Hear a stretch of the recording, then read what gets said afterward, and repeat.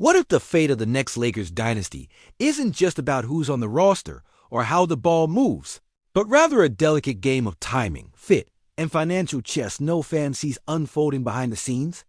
What if the difference between another Parade Down Figueroa and another season of heartbreak comes down not to acquiring the flashy star, but to solving a subtle, painful puzzle finding the missing two-way wings in a sea of one-dimensional players? Welcome back to Lakers News, fan report where raw truth meets purple and gold passion. Smash that like button, hit subscribe, and ring the bell so you never miss a second of this drama. Now, let's talk about what's really gnawing at the heart of this Lakers squad. After they locked in DeAndre Ayton and brought Jackson Hayes back, the glaring hole in this roster didn't scream center anymore. No, now the buzz is about wings 3 and D, players who can lock down on defense while threatening from deep a commodity more elusive than ever. Look at the current Lakers roster. It's a fragile balance of guys who excel offensively but can't be trusted on defense. Luka Doncic, the current version of their scorers, Austin Reeves, Rui Hachimura, DJ Augustin Oke. Scratch Augustin, but you get the point. These are players known more for lighting it up than shutting down opponents. On the flip side, players like Jared Vanderbilt or Jordan Goodwin bring defensive energy but don't pose enough offensive threats to keep defenses honest. The wings and shooting guard spots are a riddle wrapped in frustrating inconsistencies. In today's NBA, winning demands multiple players who can do both attack and defend, shoot the corner three, and guard the best on the opposite wing. You can't skate by with a single 3-and-D guy or a one-trick pony anymore. Championship teams boast a platoon of versatile, two-way wings. The Lakers know this. But here's the catch. When you look at the free agent haul available right now, it's mostly scraps guys like Amir Coffey, maybe Cody Martin, but not enough to flip the switch on your defense or transform your offensive schemes at the wing. And the trade rumors? Sure, Andrew Wiggins might fit the bill, but insiders whisper a steep price tag no team relishes paying, especially given his up-and-down performances and contract situation. Herb Jones, another name Lakers fans dream about, remains a long shot high. Costs, doubtful availability. So, where does that leave the purple and gold? Is there a wild card out there, a player lurking under the radar who might sync with the timeline of LeBron and Anthony Davis, who might truly fill that vital need for multiple wings who can guard and shoot?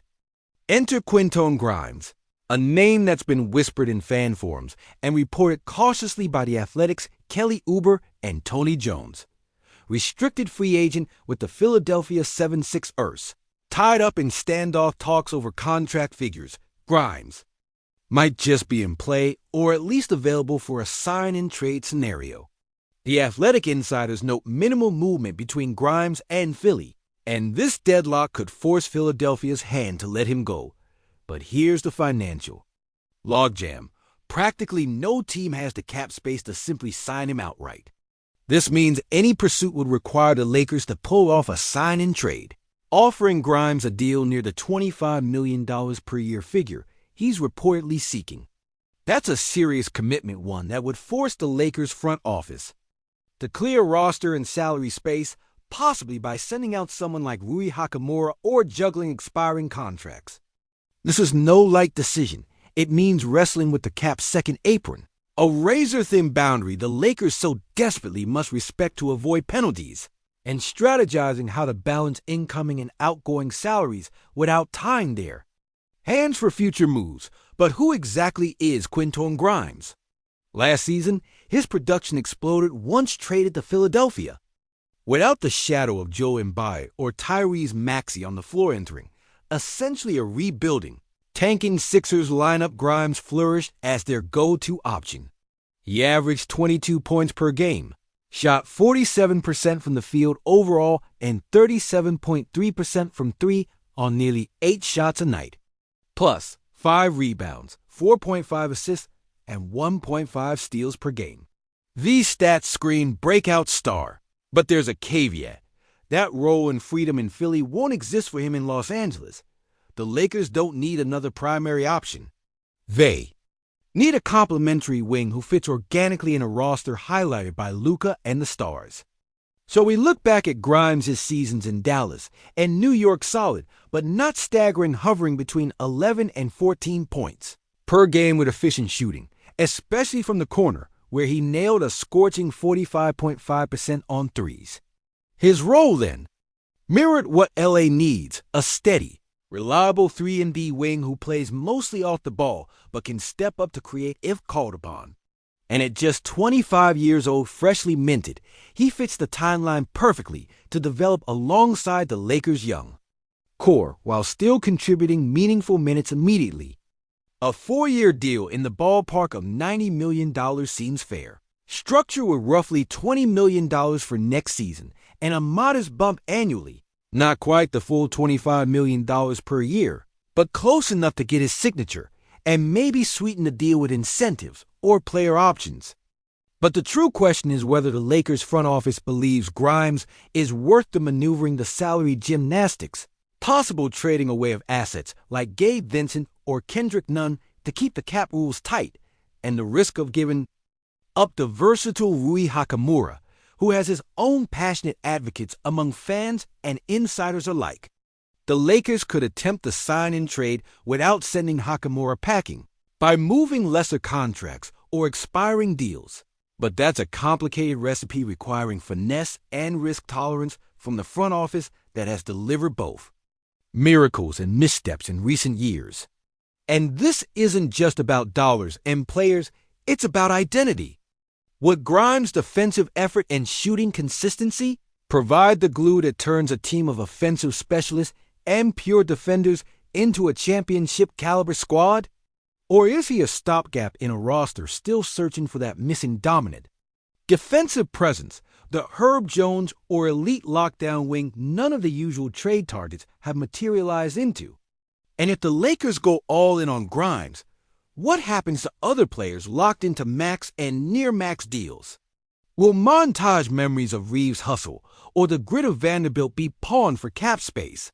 Can this team find the chemistry that evaded them last season, despite star power and flashes of brilliance? And if Grimes doesn't come this way, what then? Chase the uncertain free agent market. Sign someone like Amir Coffey or Cody Martin as a short-term patch. Hope development on the wings accelerates? Or continue to court high-priced trade targets with unclear availability and prohibitive costs? Every option is fraught. Every path complicated. The Lakers front office walks a tightrope, balancing urgency against patience, dreams against financial reality, hopes against cold, hard numbers. As a die-hard Lakers fan who's lived through the glory, the near misses, and the offseason, hype that never quite delivered, I can't help but feel the suffocating pressure in this moment. The franchise stands at a crossroads. Can they discern the right move amid this fog of uncertainty? Or will a misstep here cast a long shadow over what could have been another glorious chapter? So, is this the daring inception of a new empire? Built on savvy sign-in trades, young two-way wings, and relentless ambition, or the slow unraveling, one frustrating move away from faded hope? Drop your take in the comments. I'll be reading everyone. Listen up, Purple and Gold Nation. If you think this off-season drama is some quiet chess match behind dim office doors, you're dead wrong.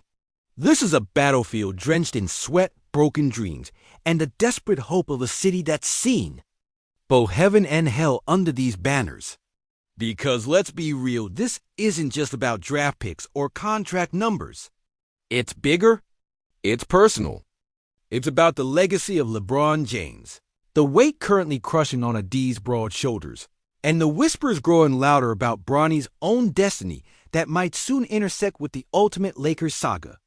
People talk about LeBron like he's an unstoppable force of nature, and he is, but even gods need their knights, their wingmen, their unsung heroes.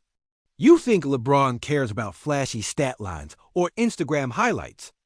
No, he craves teams built like the Showtime Lakers, fast, fearless, unrelenting, locked in on defense as hard as a fence. Remember 80 and 82?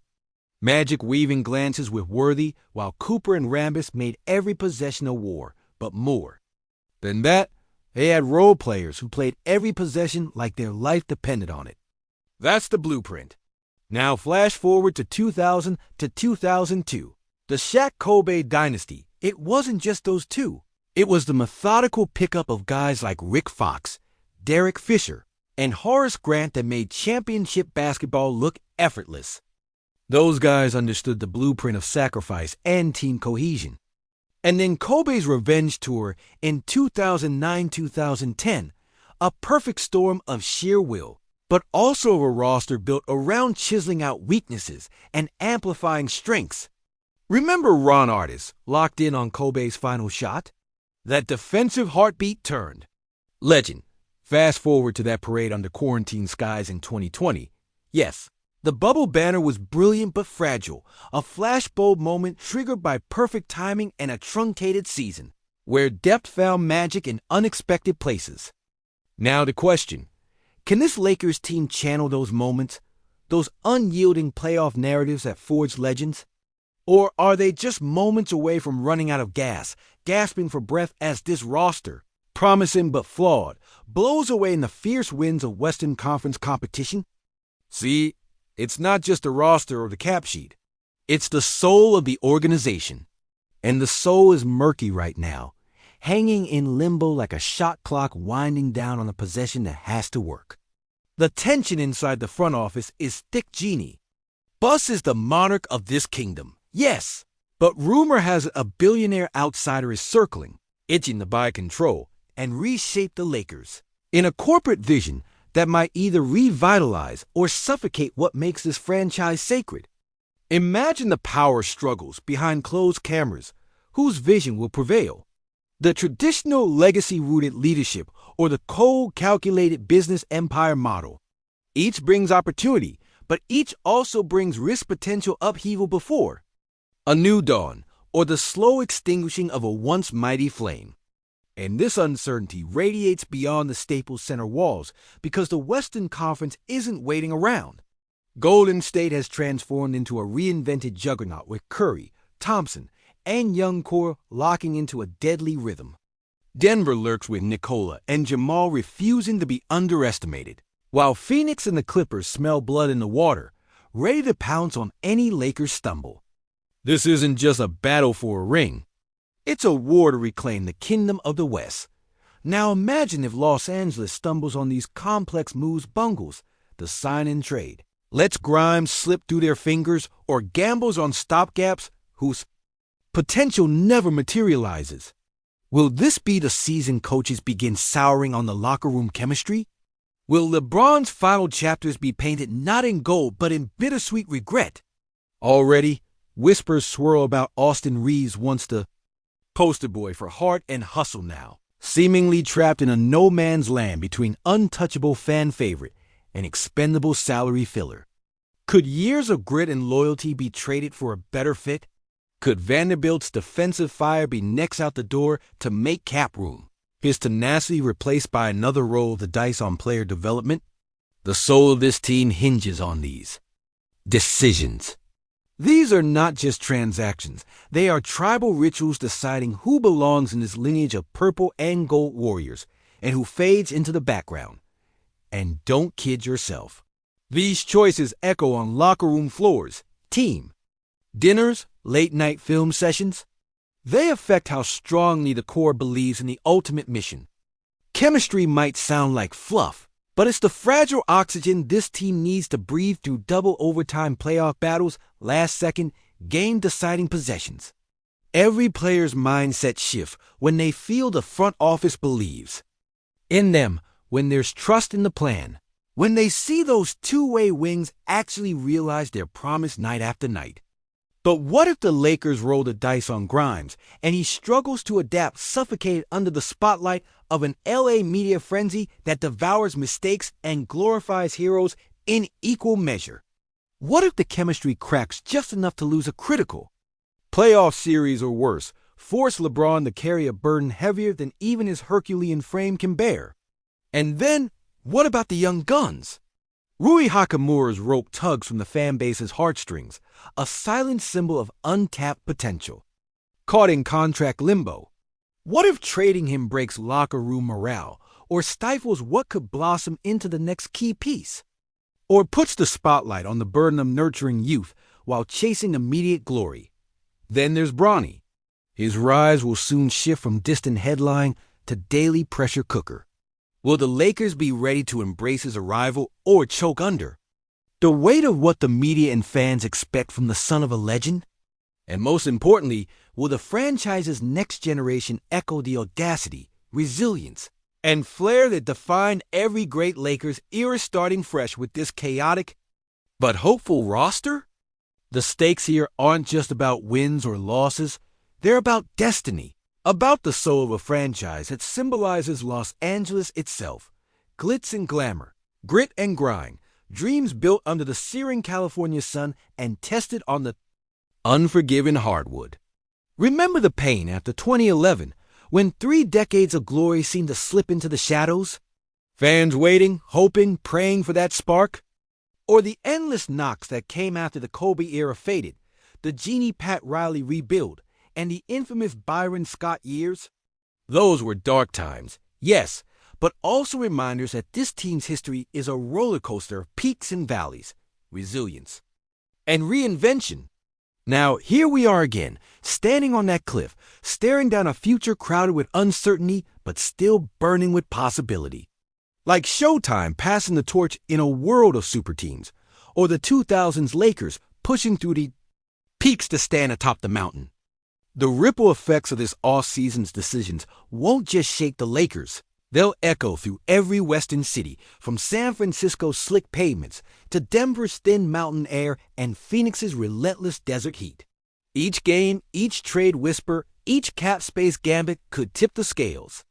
The question boils down to this: can the Lakers assemble not just a roster, but a force of identity and purpose that stands unshakable against the tidal wave of competition? Because anything less risks not just missing the playoffs, but damaging the very core of what it means to wear the purple and gold. And it's more than basketball. It's a cultural heartbeat, a city's collective pride. So yeah, it's maddening. It's sad. It's exhilarating. We, the fans, live and breathe this chaos like the air we gulp during those heart-stopping fourth quarters. But here's the truth no one dares speak too loudly. The Lakers don't control everything.